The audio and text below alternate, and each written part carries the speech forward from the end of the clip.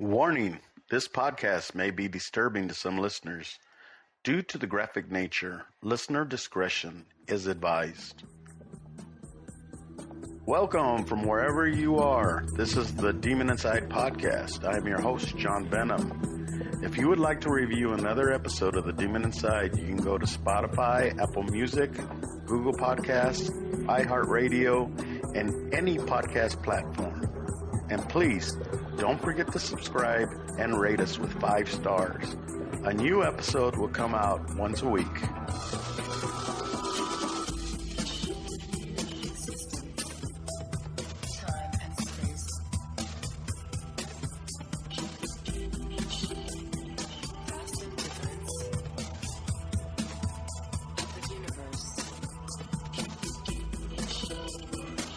We will be right back after a word from our sponsors.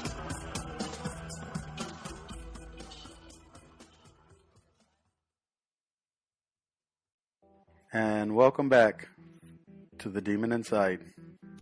Hello, my Demon Insiders, and welcome back to the Demon Inside. I'm your host, John Venom, and today we are going to be talking about the Demon Inside, Heather Pressdee. Heather Pressdee is a killer nurse, much like Elizabeth Wettlaufer from last week.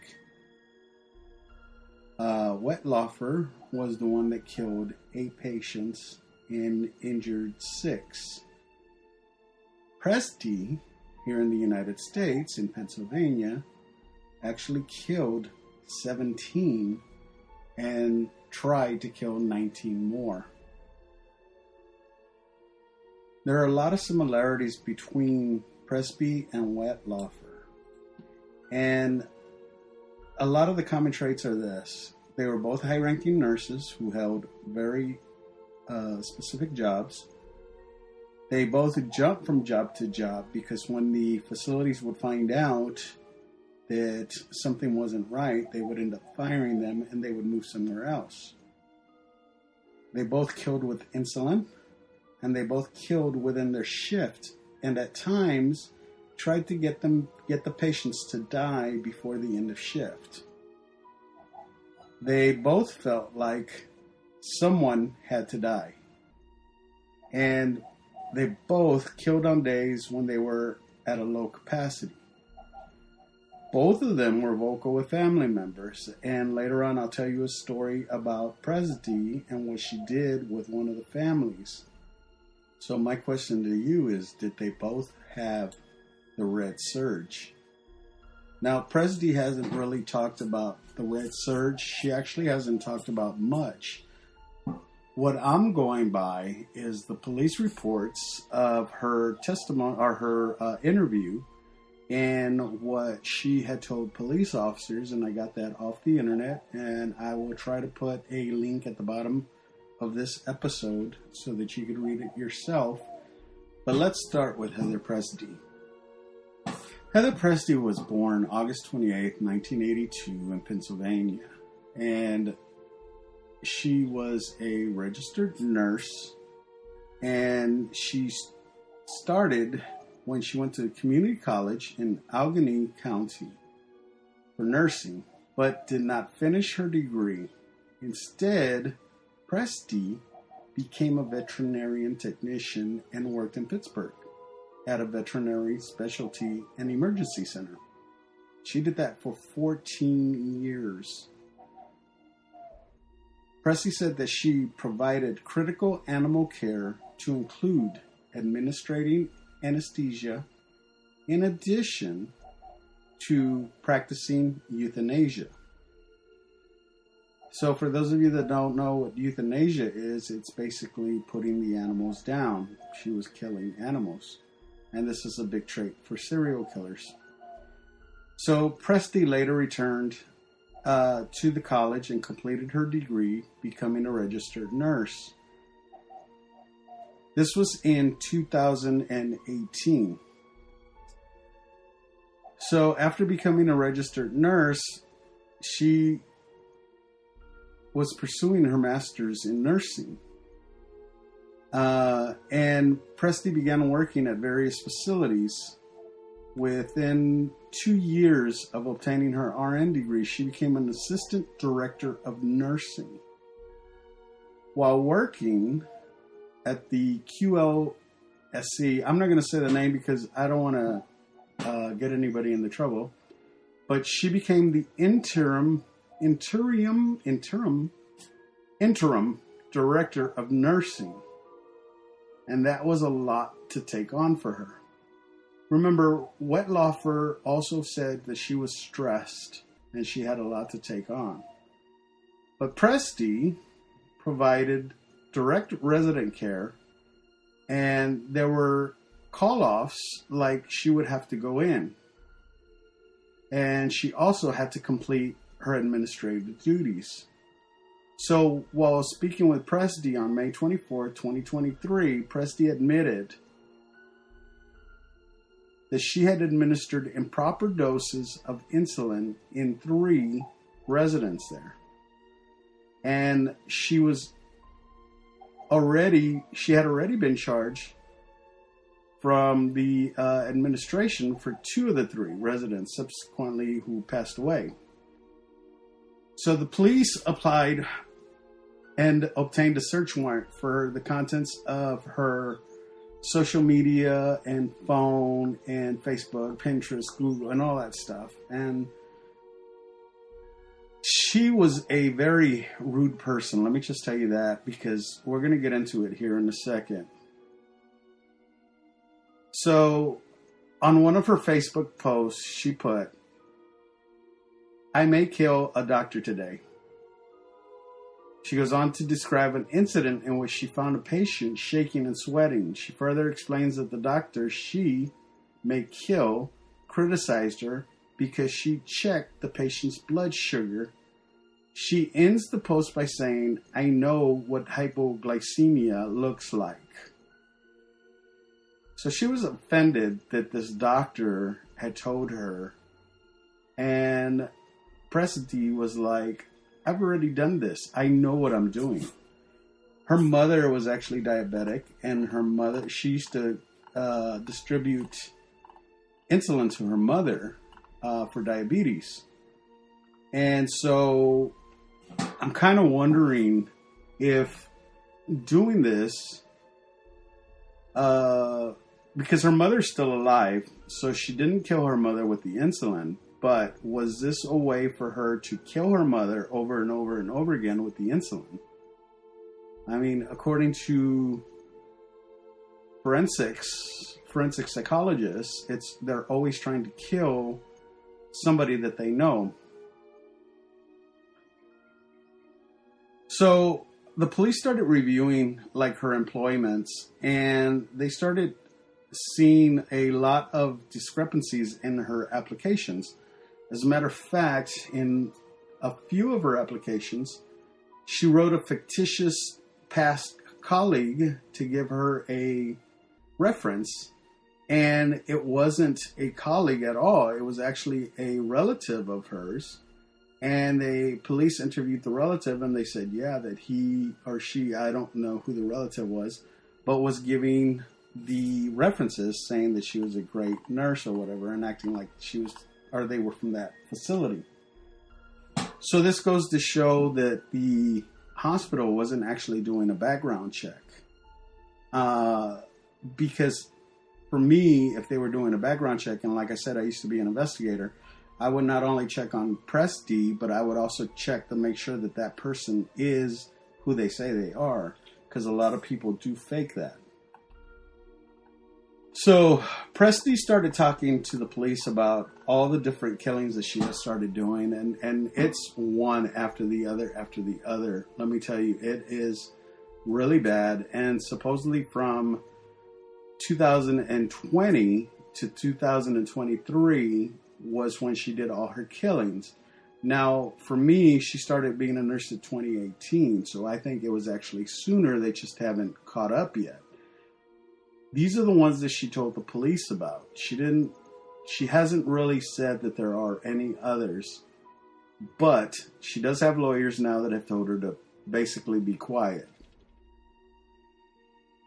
But during her interview, and during the interviews of the staff at Sunnyview, the police were talking to people there, and they were saying that this lady, Pressdee, religiously would say, that resident just needs to die. And it was like over and over again with a lot of different residents. So she was a unit manager, and she wasn't really supposed to be working the medical cart. It was somebody underneath her that would do it. It was kind of unexpected for her to be doing it. And she started coming in and saying that she would work the med cart. And she would get excited to work the med cart. And the nurses kind of found it weird, but they really didn't question it. So later on, when they started noticing that people were dying, that's when they started calling her the killer nurse. They actually, the nurses went and told the facility managers and the board of directors and things like that, and they were saying that this lady, every time she's been on, people have been dying, and they started looking into it, and instead of having her arrested, they fired her. This sounds really familiar, and I hate to say it, but these hospitals, again, would rather hide the fact that they have a killer nurse than to actually admit that somebody is killing their patients. So for those of you that are out there that actually listen to this show, that have that responsibility of trying to find these things out, just FYI, all these families are suing every single one of those places. So you can't get away from not being sued. The best thing to do is to stop this person before it occurs again. And by stopping, I mean having them arrested. Don't send them somewhere else, because you're just asking for more people to be killed. So, during her stay at different hospitals, and trust me, there was a lot of them. She actually was at 11 different hospitals in 1 year. Not just hospitals, but hospitals and like nursing facilities and wherever they needed her, really. So she started, when she was killing, these people would say that she was very rude. She would call them disgusting. She would call them retards. She would say that they needed to die. She says that they were just, she didn't want to deal with people. When she first started killing, she says that this one lady looked at her like an animal, and she felt sorry for her. So that's why she killed her. It was kind of like maybe she was thinking about when she was a veterinarian, or she was working at the veterinarian place, and she was putting these animals down. Maybe some of these animals were sick, and she was looking at it in those terms. Because she did say that this one lady looked like an animal, like she was suffering, and she needed to be put down. Now, don't confuse what she did with some of these other nurses that kill, that they call mercy killings. Because these were not mercy killings. These were straight out killings that she decided that she was going to do, and she did. We will be right back after a word from our sponsors. Hey guys, now it's time for the Uber shout out of the week, and this week I have a few actually. So the first one that I want to send a shout out to is Aaliyah and her cat Steve. So I am one of these drivers that actually can do, that I can take pets along on the drive. And Steve was actually in a little bag, and I didn't even know that Steve was there. So I told her that, because I was kind of confused why she would even pay for it, but she was telling me that some of the other drivers wouldn't allow it. And I just felt really bad about it, because I really didn't want to have to pay, or want her to pay for Steve, but I told her that I would send Steve a shout out for it. So this is to Aaliyah and Steve, her cat. Then I met Andrew at the building where I work, where I do security. And Andrew was, we were talking about philosophy and about God and everything. And I started talking to him about my podcast. And I told him that I would send him a shout out. So the next shout out goes to one of my favorite people at my favorite restaurant. Her name is Genesis, and she's one of the girls that does the drive-through window at the Taqueria Hacienda Tapatia, which is actually off of 35 North. And if you get a chance, you should drop by, say hi to her and her sister and everybody else that's there, because the food is great and the people that work there are so much fun. Then here's a special shout out to Barbara. So Barbara and I were talking. She was actually going to visit a quote and unquote friend. And we were talking about how I was single. For those of you that don't know, I'm actually single now. But she was saying, so you haven't been kissed by another woman in 16 years? And I was like, no. She goes, oh, we have to make out. So I started laughing, and we did not make out, but I thought it was hilarious, and I thought I'd send her a shout out.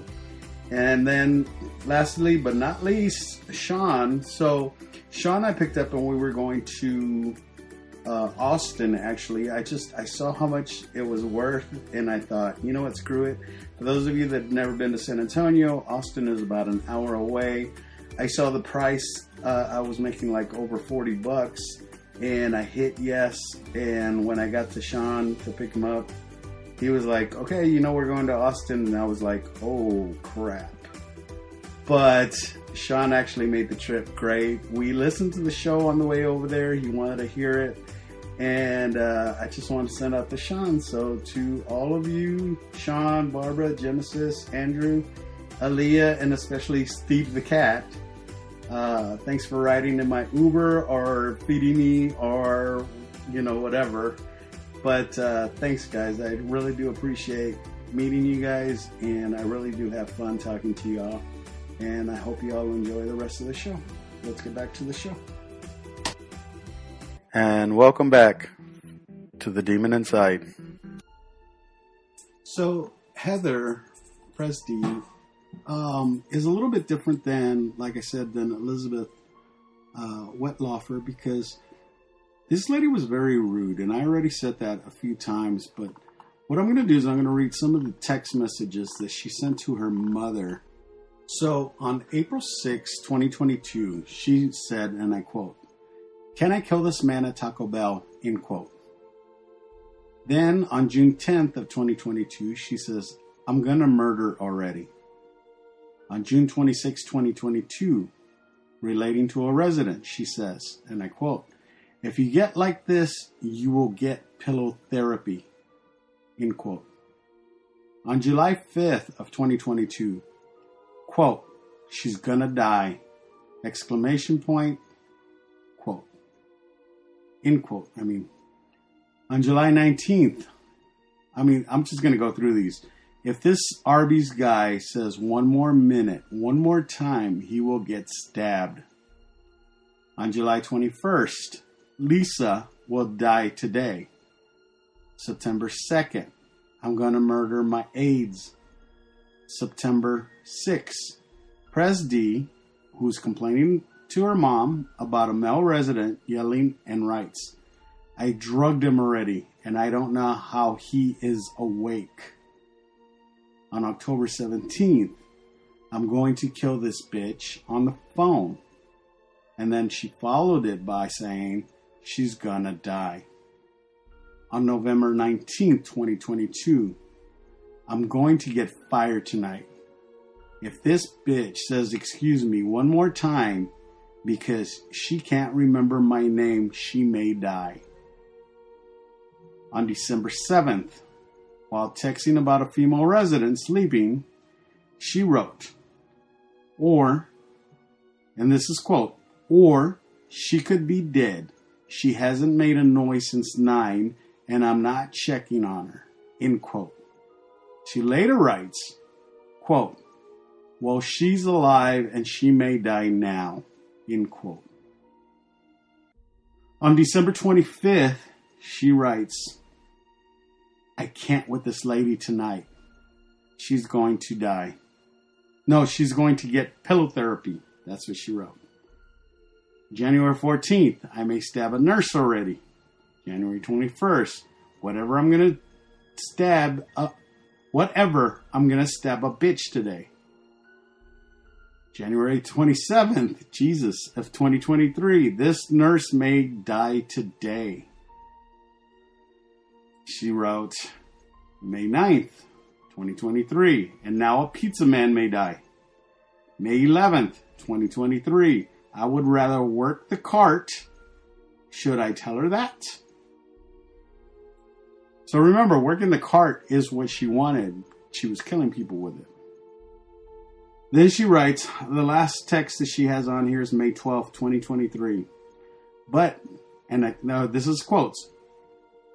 But I may kill this resident. I need to get some sort of boundary with him. He's following me and he's driving me nuts. End quote. This is crazy, even for... This is a professional nurse who keeps talking to everybody. And she's saying all this stuff. I mean, this is her mother. She was telling her mother. Why didn't her mother try to turn her in? I understand that at certain points you don't want to turn your kids in. Kids. Let me rephrase that. Kids. This lady wasn't a kid. This lady was a grown woman who was a 41-year-old woman who was killing residents, and nobody stopped her, not even her mother, who she was saying she was doing all this stuff. So let me tell you another story about her. And this one's probably going to be the last story I tell you, because I could go on and on and on forever with this stuff. I mean, if you get a chance, you need to read this whole affidavit that they did on her, and it is just something else. But there was a nurse that had a patient, and the patient was kind of going down and being, in a position where he might die. So the nurse went up to him and told him she loved him and she wanted him she wanted to see him again. And she wanted him to pull out of it and be better. And the nurse, our nurse, Heather, decided, she said, gross. Like, how gross that you want this person to live. So then later on, when that nurse left and Pressdee was still there, he had coded and passed in the morning. And Pressdee, when she saw the nurse again the next morning, she said, sorry to hear about your patient, slapped her in the back and said, but at least you got to say your final goodbye. In another incident, she yelled at a resident to get away from her fucking desk, meaning the nurse's station. She would call the patients, or even some of the nurses, retarded. That they were retarded. They needed to stay away from her, and that they didn't need to live. So there was another incident that she had where this lady was with her mother, and the mother was in bed, and the lady, her daughter, got up and she went to the bathroom.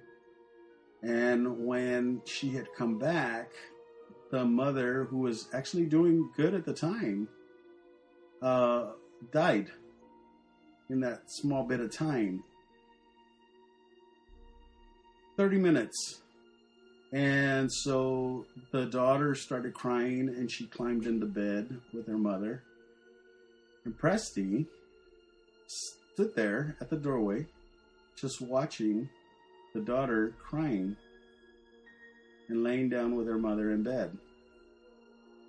Later on, she sends a message or a letter to the family saying that their mom was a joy to have around and she was sorry about her death. So, Pressdee had admitted to harming with the intent to kill all the patients that she actually killed. I mean, even the 19 that she didn't, she wanted to kill everybody. And every time that one of them would survive, she would either inject them again with more insulin, or she would inject them with air in the tubes. Now, there was another nurse that used to do that, and Pressdee actually saw the documentary about that. So after that, she started using air in the shots, in the syringes. For me, this is a demon that is like, it's not the exact demon that I think was in Wettlaufer. I don't think it was that red surge that Wettlaufer had. But I think this is a demon that looks up to that demon. In a lot of cases with serial killers, there's people that mimic serial killers, or copycat killers is what they call them. And I think this demon is a copycat killer. But this demon also has a very angry streak, like very rude, very angry. Because remember, Wettlaufer wasn't that angry. Even though she killed, she was still able to hide what she was truly doing and who she truly was. This demon couldn't do that. This demon is just a rude, vile, filthy thing that didn't like people, period, in general. Didn't like the doctors, didn't like the nurses, didn't like the patients. I'm really surprised that the mother lived through this. And I'm really surprised she hadn't, tried to take her life. So like I said earlier, Pressdee has lawyers that are trying to fight, and they're trying to say that she is a mercy-killing nurse.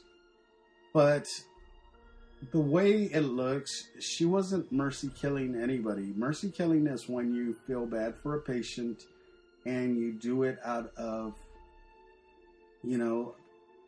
sympathy, because you want that person not to suffer anymore.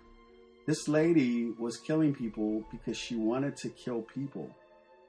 Some of these patients weren't suffering. Some of these patients were actually going home, and she decided to kill them. She didn't want them to be alive. That was her whole thing. Now, could this be a demon? Sure, why not?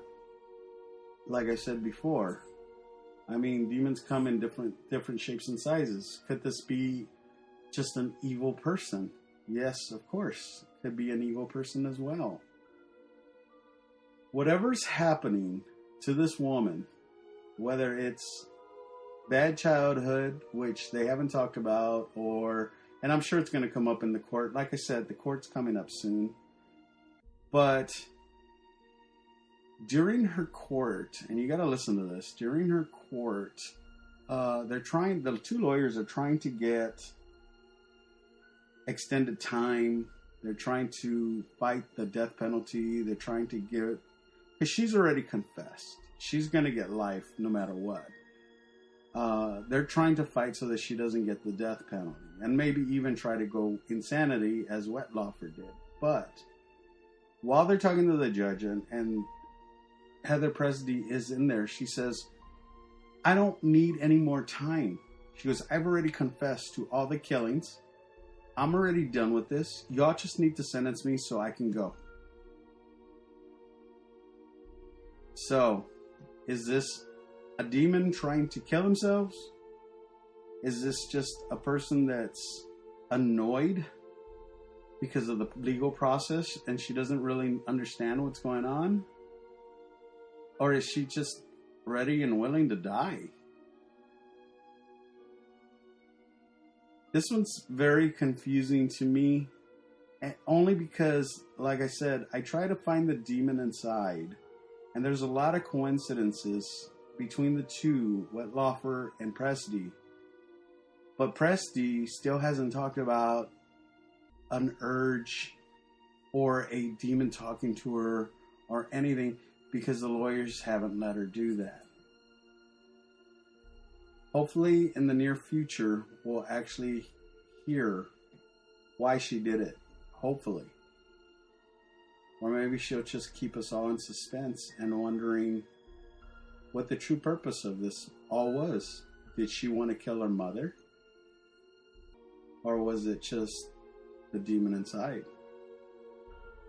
Alright guys, thanks for listening. I'll talk to y'all next week.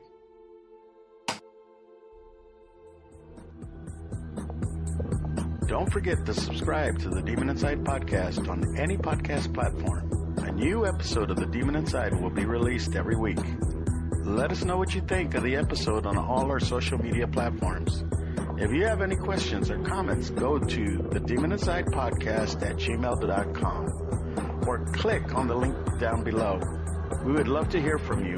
And to become a Demon Insider, go to our website, thedemoninsidepodcast.com. We thank you for listening and hope you will join us next week for a new Demon Inside podcast. If you enjoyed this episode, please tell your friends. I am John Venom, and I'll see you next time, if I don't get possessed. The Demon Inside was written and created by James Porter. It is a production of Venomous Entertainment.